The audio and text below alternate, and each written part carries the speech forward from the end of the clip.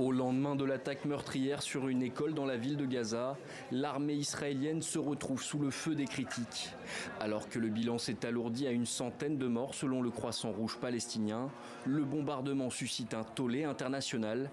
Paris, Madrid, Moscou, Le Caire ont vivement condamné la frappe israélienne, à l'instar du chef de la diplomatie européenne Josep Borrell. Sur le réseau social X, il s'est dit horrifié par les images du bombardement, ajoutant qu'il n'y avait pas de justification à ces massacres. Aux États-Unis, la vice-présidente et candidate à la Maison-Blanche Kamala Harris a elle aussi réagi.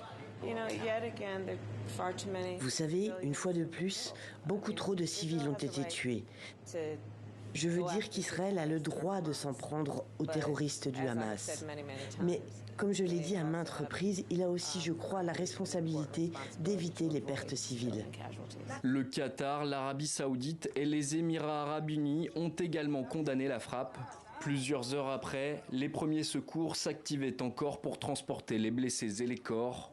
L'école Al-Tabi'in a été frappée à l'heure de la prière. Selon l'armée israélienne, le bilan aurait été gonflé.